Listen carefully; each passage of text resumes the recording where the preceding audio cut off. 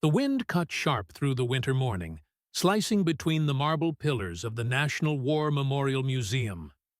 Flags flapped above the entrance, red, white, blue banners screaming, "Honoring Real American Heroes." A line of guests stood waiting at the gates, some in polished shoes, clean coats, proud smiles. Then came the man they hadn't expected. He moved slowly, hunched from time, wearing a faded military jacket that looked like it had seen more battles than the building itself. His boots were worn, cracked near the heels, and in his arms he held a folded American flag, like it was the last thing he'd ever protect. Underneath it, an old black-and-white photo peeked out. A younger version of him stood in uniform, flanked by other soldiers, their faces hard, proud, exhausted. He stepped forward quietly, not asking for attention, not asking for anything. The white security guard, young and buzz-cut, barely looked up from his clipboard. "ID?" he asked flatly. The old man offered a calm smile. "Morning, son. I served in Korea, and later, Vietnam." The guard's eyes narrowed. "I said ID." He gently lifted the photo. "I don't have one anymore. But this was my unit. Charlie Company, 38th Infantry." The guard glanced once, then scoffed. "That could be anybody," he muttered. "You don't look like no vet to me. Step aside, sir." The line behind him shuffled. A white woman in a beige coat leaned in and whispered to her friend, "They always try to get in for free." A soft chuckle rolled through the crowd. The veteran didn't speak. He just took one step back, his grip tightening on the flag, pressing it to his chest like it might shield him from the cold, and from their judgment. The security guard turned to the next visitor. Next. He didn't look back at the man he'd just pushed away. People moved past him like he didn't exist. A child pointed at the old man's jacket. His mother pulled him away without a word. He stood there for a moment, as if trying to remember why he'd come in the first place. He turned and walked. Each step slow, steady, his breath visible in the cold. The metal pinned on his jacket, a bronze star, caught the sunlight for just a second before the shadow of the building swallowed it. From the edge of the street, a figure watched. She wore a dark coat, clean cut, a military cap tucked under her arm. Her voice was low, calm, but razor-sharp. "Did you even ask his name?" Before the sun had even touched the horizon, Raymond Tate was already awake. He sat at the edge of his small bed, hands resting on his knees, staring at the wall. Not out of confusion, but out of habit. His routine hadn't changed much since 1968. Wake up early, sit with the silence, then move with purpose. He stood slowly, bones creaking, joints stiff from too many winters. The apartment was quiet, a simple space, modest but clean. Framed photos on the wall showed younger days, him in uniform, his brother, Robert, in dress blues, a faded newspaper clipping from years ago, "Black soldiers lead platoon through enemy territory." He walked to the corner of the room where his old Bronze Star medal lay in a glass case. He opened it, took the medal out, and pinned it to his jacket. Then, carefully, he pressed the collar and sleeves with a warm iron. The jacket was older than most people he met these days, but it still fit, just like he remembered. On the small kitchen table sat a plastic container holding a neatly folded American flag, the one that draped his brother's coffin when he came home in 1951. Raymond looked at it for a long moment before placing it gently under his arm. A knock came from the door. His granddaughter stood there, keys in hand, jacket zipped. "Grandpa, I can take you. Just say the word." He smiled. "You've got a baby on the way, and a husband working double shifts. I'll be fine." "But it's freezing. Let me drive you, please." Raymond shook his head. "Some walks you have to do alone." She didn't argue. She just nodded, hugged him tight, and stood in the doorway as he walked away. At the bus stop, people rushed past him, bundled in thick coats, staring into phones. Raymond stood quietly, clutching the flag close, ignoring the cold. The first bus was late. He didn't mind. He had built in enough time. 3 transfers. That's what it took to get across the city. The last stop dropped him 4 blocks from the museum. He walked slowly, the city roaring around him. At the edge of the plaza, the museum came into view. Grand marble steps, tall white columns, banners that read, "Warriors of Honor, America's Veterans Ceremony." Raymond paused, catching his breath. Families were already lining up. Some carried flowers. Some had medals pinned to polished uniforms.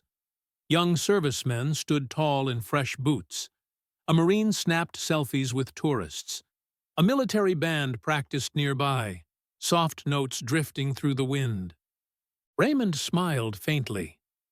He remembered those days when his step was strong, when his brother's laughter echoed beside him in muddy jungles and scorched fields. He walked toward the line.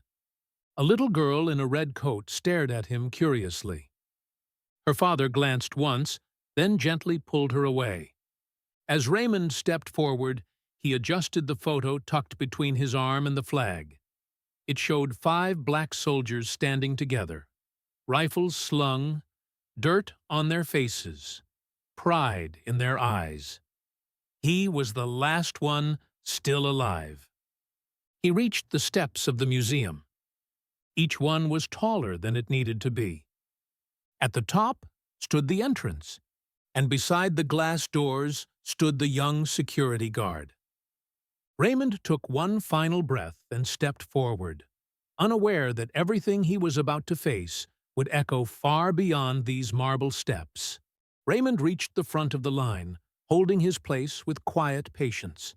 The wind had picked up now, brushing cold across his cheeks. Still, he stood tall. The young white security guard didn't look up at first. He was busy chatting with another guard near the entrance, both laughing about something on a phone screen. When Raymond finally stepped forward, the guard gave him a glance. Then he frowned. "Military ID?" he asked flatly. Raymond smiled gently, lifting the folded photo from beneath the flag. "I served in Korea, 38th Infantry, and later in Vietnam, Special Forces." The guard squinted at him, unimpressed. "That's not what I asked, sir. You got ID? VA card? Discharge papers?" Raymond shook his head. "Haven't had any of those in years, son. But this was me." He held out the photo, him as a young man, upright, serious, standing in uniform alongside his unit. He tapped a finger gently on the worn image. "That's Sergeant Carter. He didn't make it home. And this here was my brother." The guard didn't even take it. "That could be anybody," he muttered. "Rules are rules. No official ID, no entry." Raymond didn't move. "I came to pay respects. My brother's name is on that wall inside." "No ID, no entry. Step aside, sir." From behind him, a white woman in a tan coat sighed loudly. "Here we go again," she muttered. "Always someone trying to sneak in for the free food." A few people chuckled. A man in a veteran cap looked away. Raymond didn't speak, didn't argue. He simply straightened his back and tucked the photograph back beneath the flag. "I understand," he said softly. The guard waved him off. "You can wait to the side if you want." but you're not going in." Raymond stepped away, down the steps he had just climbed. As he reached the bottom, the laughter behind him faded.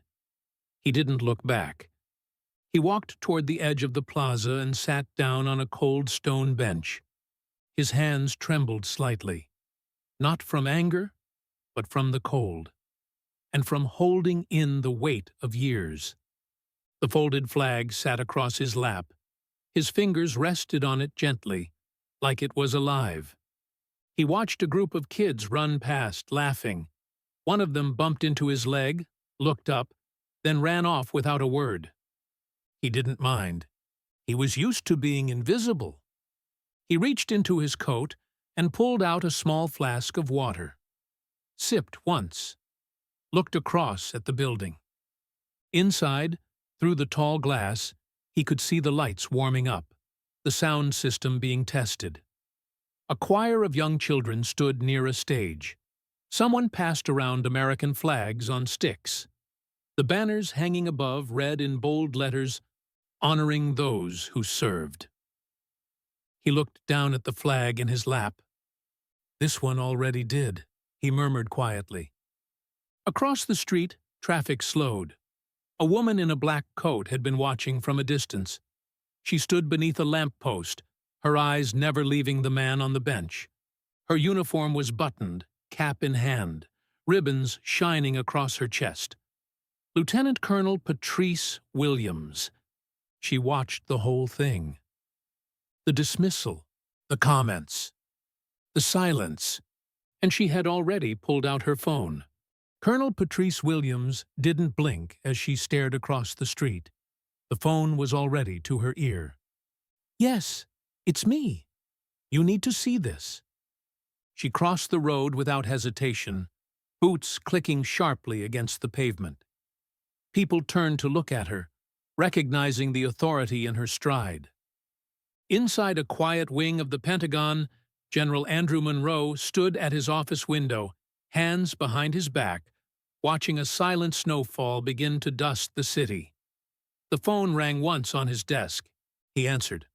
"Williams." "Sir," she said sharply, "there's a situation at the National War Memorial. You'll want to hear this personally." He didn't speak.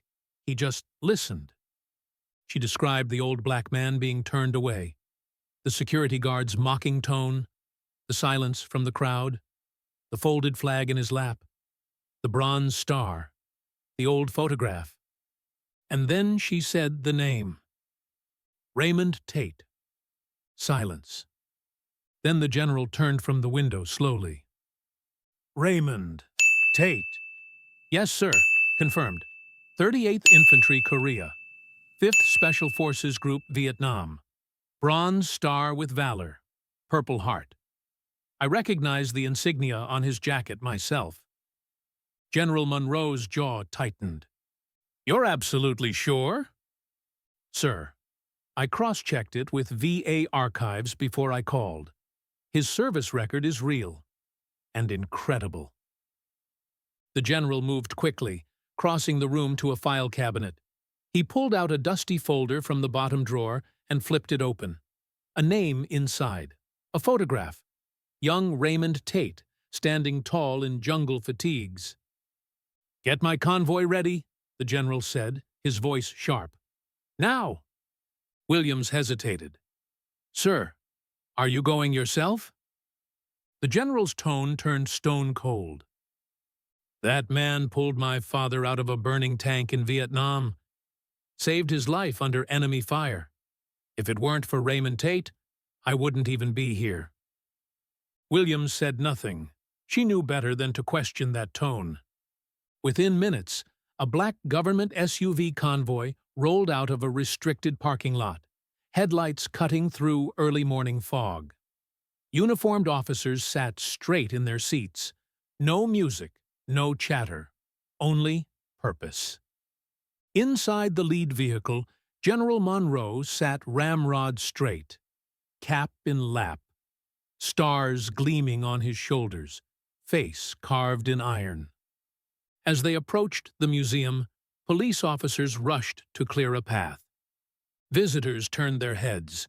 Reporters looked up. The convoy pulled up in front of the grand steps. The doors swung open. General Monroe stepped out. No sirens, no announcement. Just a man with authority in every footstep, walking toward the entrance like he owned every brick of it. The same security guard who had denied Raymond entry was still there, still standing tall, still checking IDs like he was guarding Fort Knox. He looked up and froze. The 4 stars, the uniform, the expression. Sir, General Monroe. Good morning, sir, he stammered. The general didn't stop walking. He only asked one thing, loud enough for everyone in the plaza to hear. "Where is the man you just humiliated?" The guard's mouth fell open. The general stepped up close. "Did you even ask his name?" Behind them, the crowd had started to gather. Phones were out. Cameras were recording. Inside the museum, the ceremony music faded.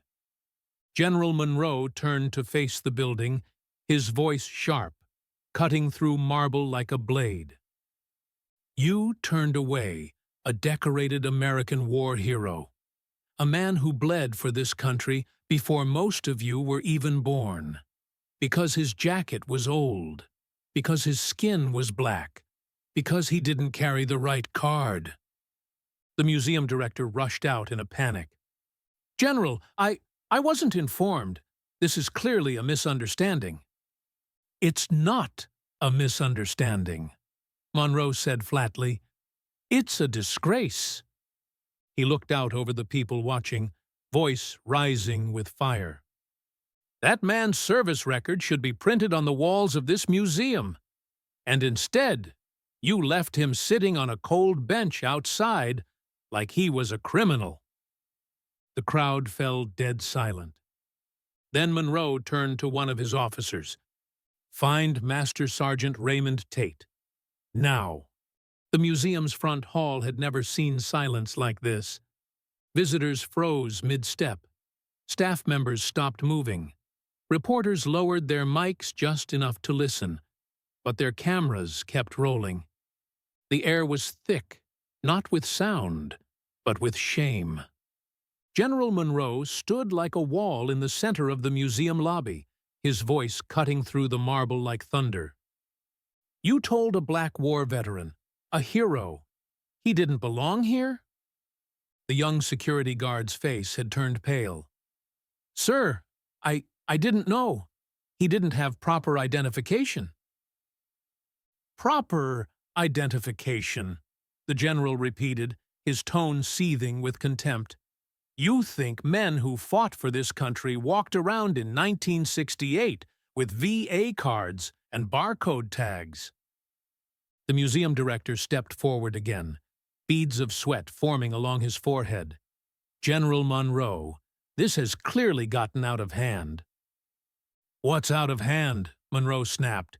"Is the way you honor people with banners and speeches, but throw real soldiers out because they don't fit your picture-perfect brochure." The general turned to the growing crowd now gathered in the lobby. "You all cheer when we say, 'Support our troops.'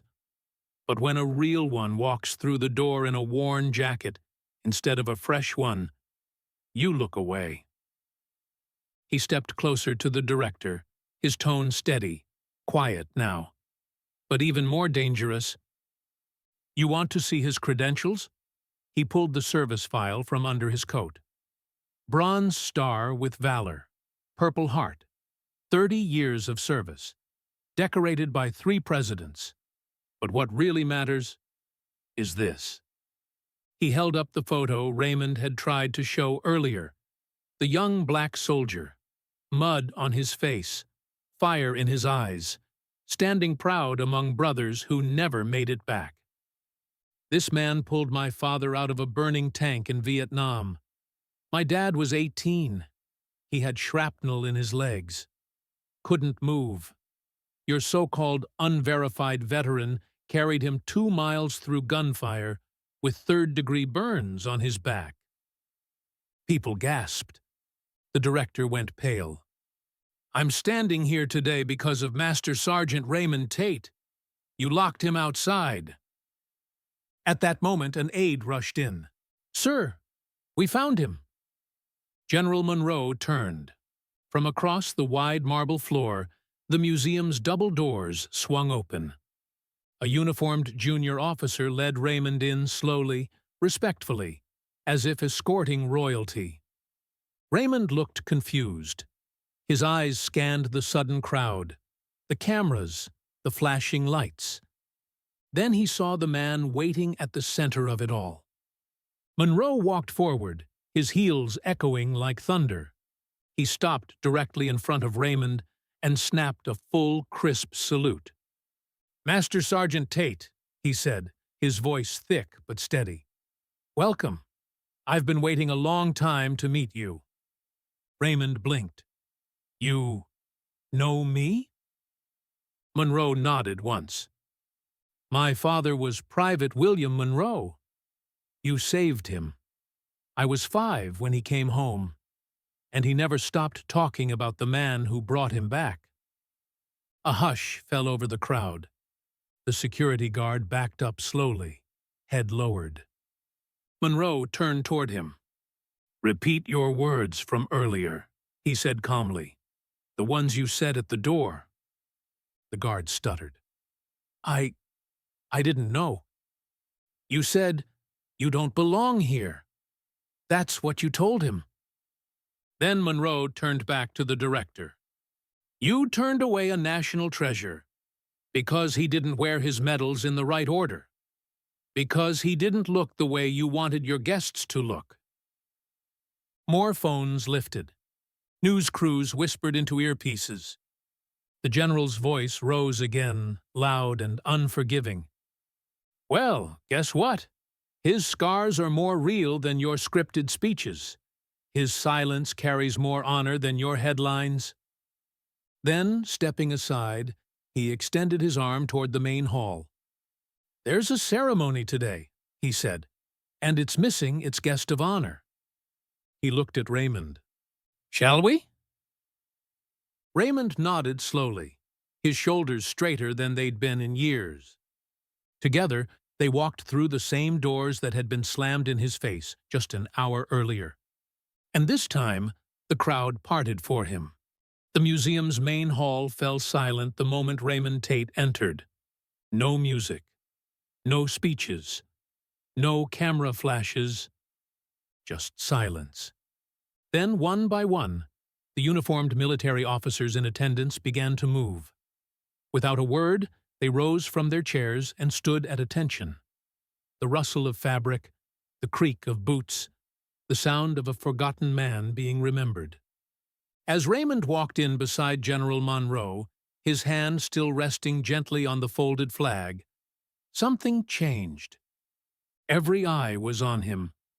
Not the security guard, not the director, not the choir or the cameramen.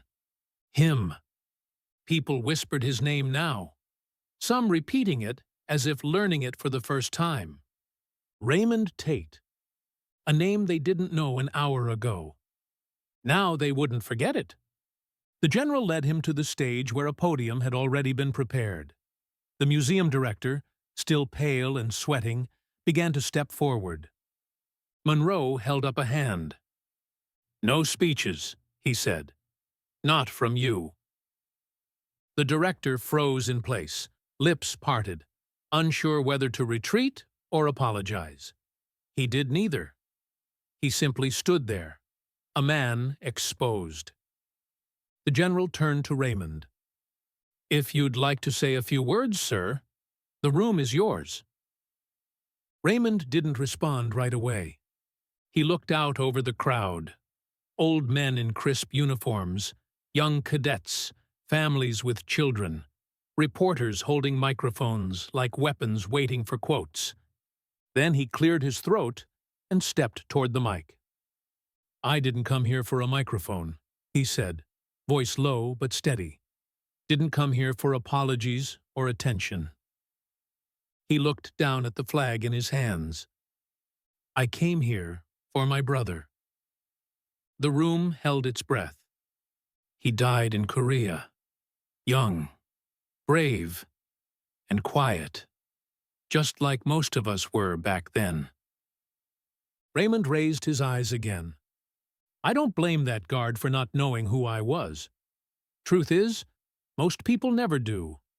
But I blame what made him think I didn't belong." A few heads dropped. "You put up banners and fly flags, but some of us never fit into your version of what a hero should look like. Especially when we're black. Especially when we're old. Especially when our stories don't come with press kits and clean suits." His voice cracked, just slightly. "I carried my brother's flag here today because I thought maybe someone inside would remember what it stood for." He looked over at General Monroe. "Turns out, someone did." A wave of silence followed. Not empty silence, but heavy, meaningful. Then, slowly, people began to rise. First a few veterans, then the entire room. A standing ovation without a single clap. Just respect. Real, quiet, undeniable. As Raymond stepped down from the stage, General Monroe leaned toward him.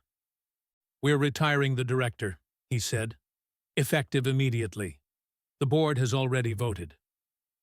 Raymond nodded once. "And the guard?" "Reassigned. Training in anti-discrimination protocols. And publicly apologizing within the hour." Raymond didn't say anything. He didn't need to. He walked back down the hall, past all the displays and murals that had once ignored men like him. Now they couldn't. The museum's new statement would go public that evening. "We failed a hero today, and we're changing everything to make sure it never happens again." Outside, the press was waiting. Cameras clicked. Reporters shouted questions. Most of them were left unanswered. Because Raymond didn't stop to talk. He just kept walking. The flag in his arms, his medals quiet on his chest, his steps steady. And this time, no one stopped him. The sun was beginning to set as Raymond Tate walked out of the National War Memorial Museum. The crowd now dispersed, leaving only the echoes of their whispers behind. The air had shifted. It wasn't as cold as before, and the heavy weight of disrespect had lifted.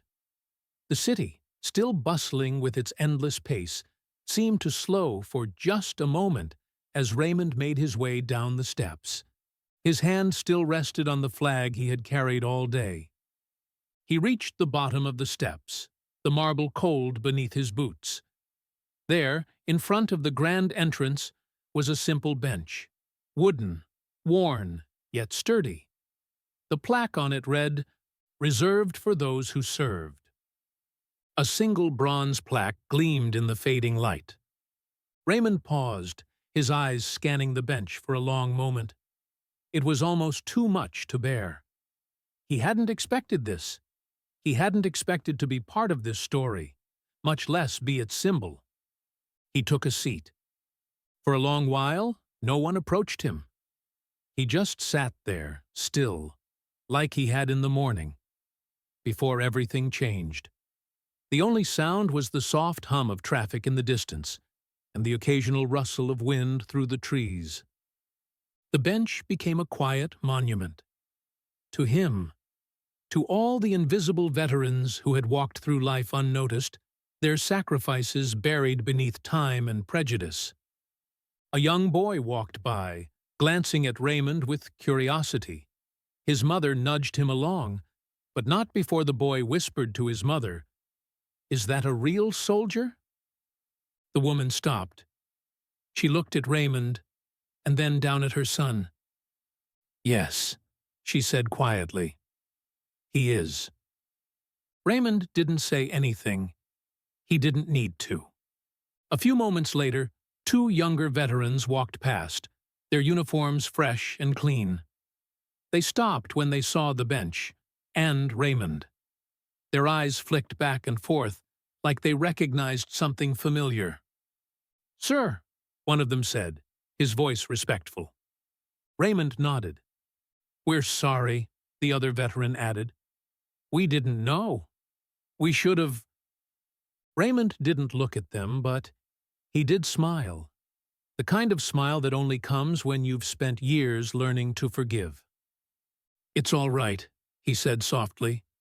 "It's been a long time, and it's all gone now. The past, the flag."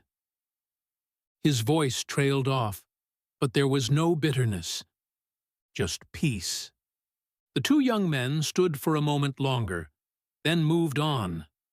But as they walked away, they cast one last look back at Raymond. Their shoulders straightened a little more than before. Soon, others followed, veterans and civilians alike. Some even stopped to sit next to him for a few quiet moments. There was no fanfare, no applause, just people who had come to learn something, even if they didn't fully understand it. As the evening deepened, a lone reporter approached. He stood at a distance, waiting for Raymond to acknowledge him. The camera was still on, but Raymond didn't look up. He just continued to sit on that bench, a man who had long ago learned the art of quiet dignity. The reporter approached cautiously. "Mr. Tate, if I may, we'd love to hear your thoughts about today." Raymond paused, considering the question. "What would you like to hear?" "Your story, about the flag, about the museum, about the way people saw you today." Raymond thought for a moment. "I didn't come here for a story," he said slowly, his voice calm. "I came here to remember my brother, and a few old friends." The reporter nodded, understanding something deeper than words. Raymond leaned back, his hands resting on the flag in his lap. The city continued to hum around him, but he was no longer a part of the noise.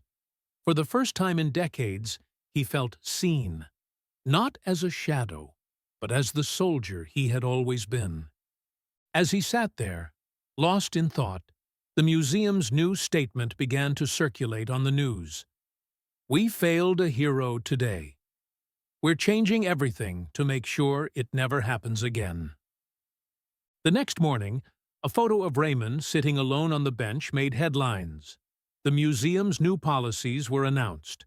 The director's resignation was swift, and the apology from the security guard went public. But for Raymond, the press, the apologies, and the official statements didn't matter as much as one simple thing. The bench. The flag. The quiet respect that finally came after so many years.